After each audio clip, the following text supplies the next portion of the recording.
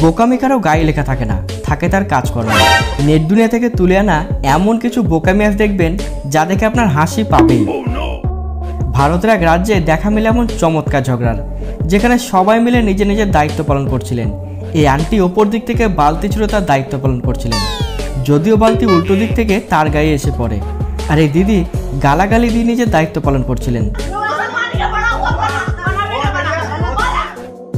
সব কিছুই জমজমাট ছিল, কিন্তু ছেলেটার এমন দাঁত কেলানি মানা যায়, মানে পুরো মুডটাকেই নষ্ট করে দিল। ট্রেন থেকে টান মেরে নিয়ে যায় ফল, তাই এমন ব্যবস্থা নিয়েছে বাংলাদেশের ব্যবসায়ী দল। কেউ হাতে লাঠি নিয়ে দাঁড়িয়ে থাকে, তো কেউ আবার চাকু নিয়ে, মানে হাত বাড়ালেই শেষ। দেখুন কাণ্ড। ট্রেন থেকে আপনি ইটা পাথর ডিলা মারে, সব ফালায়, পানিতে ডিল্লা মারে, ফলের মধ্যে লাঠি মারে, হাফাদা রোডের মধ্যে ছড়ায় পালায়। সেই কারণে আমরা একটা লাঠি নিয়ে আমরা ভয় দেখানোর জন্য যাতে না। ট্রেনের বকাটে যাত্রীদের হাত থেকে বাঁচার জন্যই এমন পদক্ষেপ নিতে বাধ্য হয়েছে আঙ্কেলরা। ভারতবর্ষের মানুষ কোনো কাজেই পিছিয়ে নেই, তারা মনে করলে যে কোনো সমস্যার সমাধান বের করতে পারে। তবে মজার দৃশ্যটি দেখুন।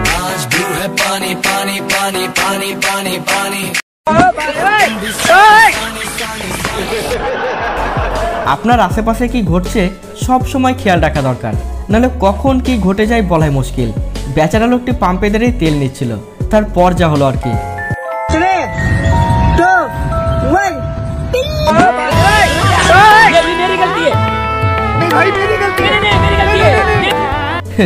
বাবার এই পরীরা স্কুটিকে হেলিকপ্টার মনে করে, তাই এত কিছুর পরও সব দোষ হয় ছেলেদের। তবে পরীরা কোথাকার জল কোথায় গিয়ে মারে বোঝাই মুশকিল। এই দিদি উঠে গিয়ে কষ্ট করবে না বলে পিছনে থাকা গাছের গোড়ায় হাত ধুতে শুরু করেছিল, কিন্তু তাকে বারণ করা হলে তার উত্তরটা শুনে না। Madam, washroom is that side. No, I am just watering the plant. দিদির কথায় সে নাকি গাছে জল দিচ্ছে, এই না হলে উপস্থিত বুদ্ধি। বাহ দিদি বাহ। মানুষ তার খারাপ কর্মের ফল ঠিক সময় পেয়ে যায়। দোকানে এসে মেয়েটি বোতল চুরি করে পালাতে যাচ্ছিল, কিন্তু ভাগ্য তার সাথ দিল না, তাই গেটের কাছে যেতে যেতেই ধপাস।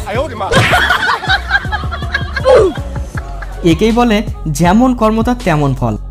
বাজারে আজকাল ভেজাল খাবার, ভেজাল ওষুধের মতোই বাংলাদেশের এক মেডিকেল গ্রুপ থেকে সন্ধান মিলল এই ভেজাল ডাক্তারের। শুনুন এই বিখ্যাত ভুয়া ডাক্তারের কুখ্যাত কথা।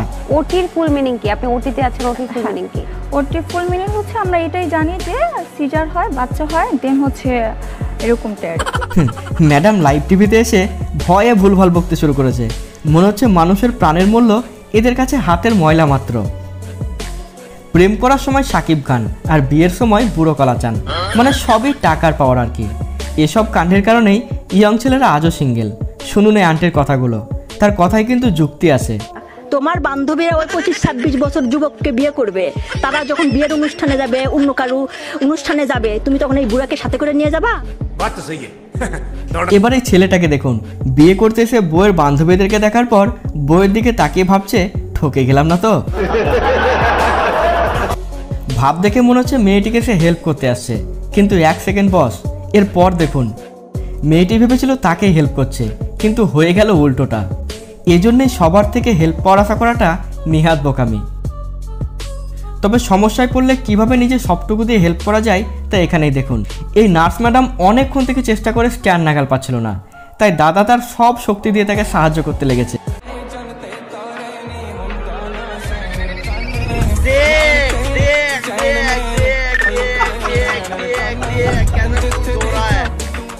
সময় যখন সাথ না দেয় এমন কাণ্ড তখনই ঘটে। বৃষ্টিতে জুতো ঠিক করতে গিয়ে ছাতা উল্টে গেছে। বেচারা এক সমস্যা থেকে রেহাই পেতে আর এক সমস্যা তার ঘাড়ে এসে জুটেছে।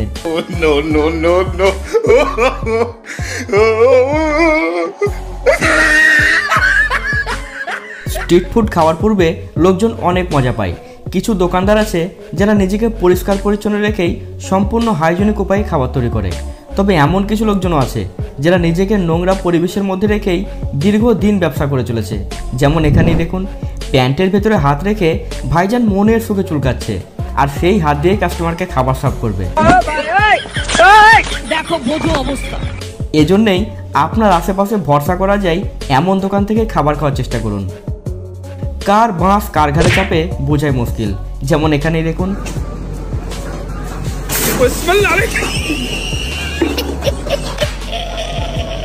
এই ভাইয়ের আজব ভাবভঙ্গিমা দেখে আন্টি ভীষণ ভয় পেয়ে গেছিল।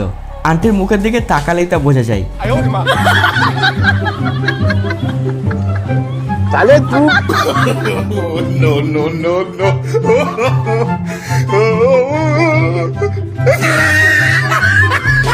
চুরি বিদ্যা মহাবিদ্যা, যদি না পড়ে ধরা, আর ধরা পড়লেই সোজা ডান্ডা বিদ্যা।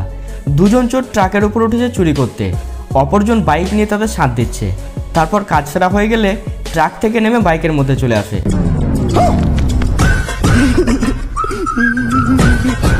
क्या सोच है रे तेरी, मानना पड़ेगा।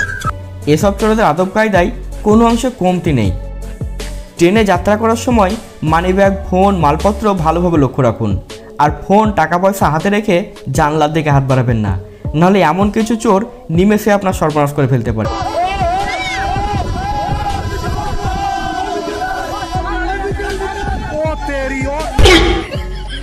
शर्म करो, भगवान से डरो, भोसड़ी वालों, भगवान से डरो। ভিডিও শেষ করবে মজার দৃশ্যটি দিয়ে। আর ভালো লাগলে অবশ্যই কমেন্টে জানাবেন কিন্তু।